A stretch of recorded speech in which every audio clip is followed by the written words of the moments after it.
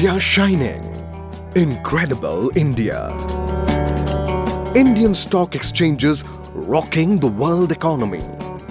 India's emphatic developments in the fields of IT, satellite, agriculture, sports and games. India on par with developed nations. India at its zenith are the common slogans spoken nowadays in the international arena and spoken among developed countries.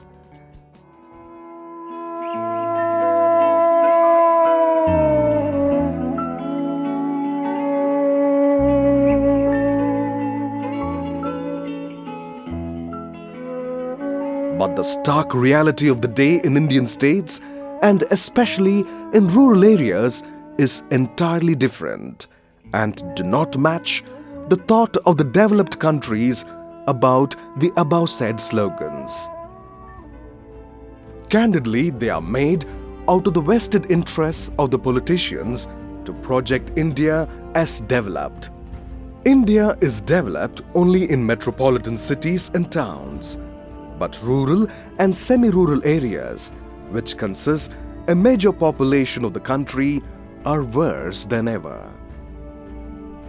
While some men enjoy air-conditioned homes, vehicles, and live on luxuries and comforts, some people lack basic facilities for minimum living.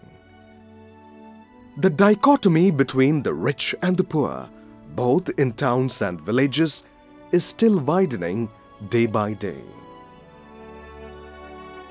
The above said underdeveloped situations are largely prevailing in the Diocese of Kurnool, which is part of Rayalaseema region in the state of Andhra Pradesh in India. Bifurcating from the Diocese of Nellore, the Diocese of Kurnool was erected in the year 1967 with its first bishop, Joseph Rajappa.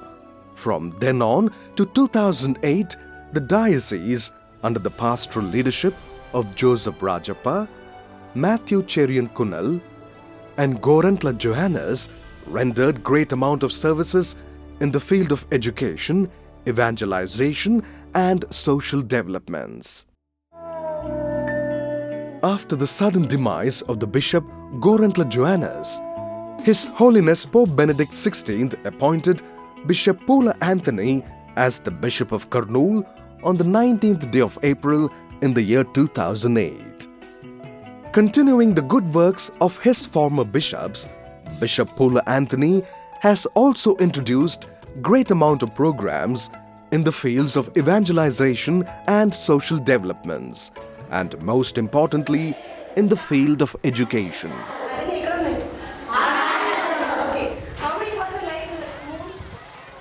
Bishop Anthony Pula strongly believes that, of all the assets, education is the greatest asset that one can give to the other. But the people of the area are unable to give this asset of education to their children. To give this asset of education to the poorest of the poor in the diocese, Bishop Pula Anthony, with his motto, "Good News to the Poor," has began his mission in the diocese. My dear brothers and sisters in Jesus Christ, dear friends and benefactors, Namaskaram. A very good day to you, one and all. Here I am to present some of the ministry that we extend in the Diocese of Kurnool. The name of our diocese is Kurnool Diocese. This diocese consists of two civil districts, Anantapur and Kurnool. Our diocese renders our services mainly at three levels. The first one is education, secondly the pastoral ministry, and the third one is social service. The districts are always known for droughts, floods, scarce rainfalls, mounting rates of poverty and illiteracy, hunger deaths, suicides of farmers, polluted drinking water, and empty rivers and reservoirs. The months of June to September are supposed to be the months of monsoon, but they do come irregularly. As a result, the farmers have to go hungry for the coming months throughout the year, as they cannot cultivate the lands and their livelihood is disturbed.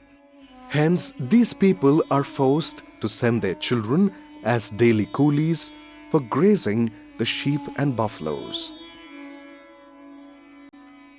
And the Catholics, as the people spread around these two civil districts, Kurnool and Anantapur, are very, very poor. So in such a situation, when they are living their lives on daily labor, where is the chance for our Catholics to send their children for higher education? Gender discrimination is another unpalatable reality of the area. While the boys go to the school, the girls are kept at home for domestic purposes like taking care of the younger ones and grazing the cattle. Because of the illiteracy and poverty of the parents, the children are unable to go to school and are becoming beggars, rag pickers, and child laborers. Even now, some of the families in the villages are living along with the cattle under the same roof, which is highly unhygienic. So the diocese thought very much about the poverty, illiteracy of the people entrusted to our care. So we have decided to construct some schools in the main towns, and attached to the schools we have also boarding homes and hostels. The diocese has established all these institutions within the reach of every child in the villages and the towns who cannot afford basic education. Some of the remarkable institutions of the diocese are St. Joseph School, Velangani Mata School, Maria Nilium School, etc., and colleges like St. Mary's Junior College. నా పేరు దివ్య. నేను Saint Mary's junior కాలేజీలో చదువుతున్నాను. మా ఊరు గుంతకల్. మా ఊరిలో కాలేజీలు లేవు. మాది చాలా నిరుపేద కుటుంబం. కానీ మాకు మంచి అవకాశం ఇచ్చి మా డయాసిస్ తరపున మా ఫాదర్స్ చదివిస్తున్నందుకు, మాకు తక్కువ ఫీజులలో మమ్మల్ని చదివిస్తున్నందుకు ఫాదర్స్కి కృతజ్ఞతలు తెలుపుతూ thanks. Our ministry, as far as the education, we have a desk, a diocesan educational society of Kurnool. So this desk collaborates with us as far as the ministry on education. For us to give education for one child, it is costing us 20 to 30 euros. With the help that you give to our poor child, we are giving tuition fee, their school dress and casual dress, nutrition,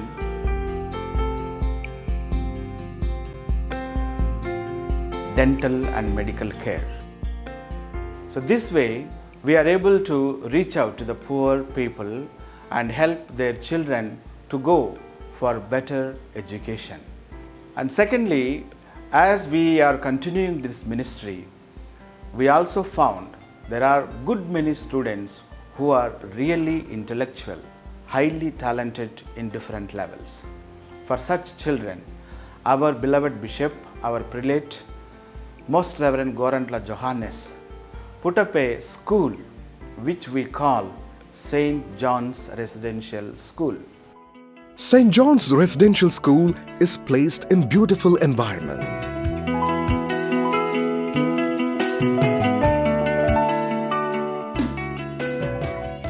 The day in SJRS begins with prayer and pledge.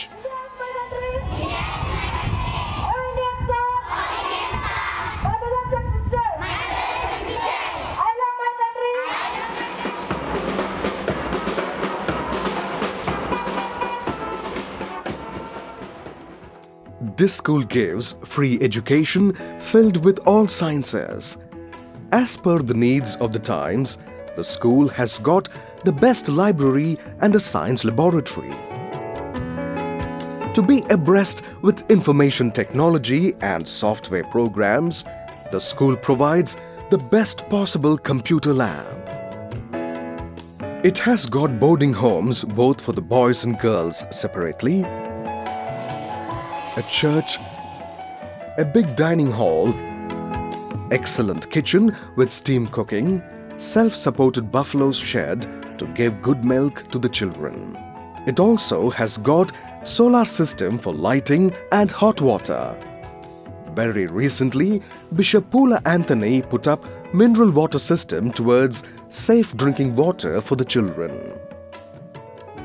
He also built and opened a resident teaching staff quarters so that the teachers can render full-time services in the campus itself. It also has a big playground for the children to play their games and sports. This school is mainly for the Dalit children because where 94% of the Catholics belong to Dalit caste. Dalit means untouchable. So it is a social stigma, it is mistake of nobody. In this school, we gave special attention through the help of fathers and also religious nuns, teachers, wardens, and we have also ayahs. We are very happy to share with you, my dear friends and benefactors, the children who are in SJRS. So they have come out with the very good results from their 10th grade. They attended public examinations in March, April 2011 and they have scored very good marks, and all these 20 children have gone for higher schools at different universities. So this is about the education ministry in the Diocese of Kurnool. We do it with the help of desk, and also we have a sponsorship in charge, a separate wing where Father John is in charge, and most of you know him. Dear benefactors, the diocese is very happy to inform that the school is fully supported by you. Let us listen to the children in their own words about their stay in SJRS. My name is Yantranik Babu. I am studying 3rd class. I am coming from very poor family. My father and mother are daily laborers. They are unable to educate me. In that condition, the Kurnool Diocese gave me an opportunity to study in St. John's Residential School. I am very happy to be here. I think that if I were in my village, I would not have get this opportunity to study and this happiness which I am enjoying now here. I am very thankful to the Kurnool Diocese and for my sponsors who are helping me generously, and for the God. Thank you. Not only the children, but also many seminarians are helped by your humble and generous contributions. Let's also listen to them in their own words. This is Father-in-law for the Diocese of Kurnool. I was ordained on April 19, 2010. I am working as the parish priest of Madikera Infant Jesus Church. And if at all I am standing before you as a priest, it's all because of the great sacrifices and compassionate and loving heart that you have rendered towards me to become priest. And so for all these, I thank you sincerely and honestly. Thank you. The second aspect we do in the diocese, the pastoral ministry. We have a pastoral center. We have 2 priests and 30 animators to do this pastoral apostolate. We have 110 priests. We have 325 religious nuns. And we have also 30 animators. And each village has a village catechist. To continue this pastoral ministry, we also help the parish priests to do little bit of catechism for the children, catechism for the youth, catechism also for the married couple. And the third important aspect in our diocese we do is social service. We have a center which is called Kurnool Diocese Social Service Society. We have a priest and we have religious nuns who go around the diocese to do the social service.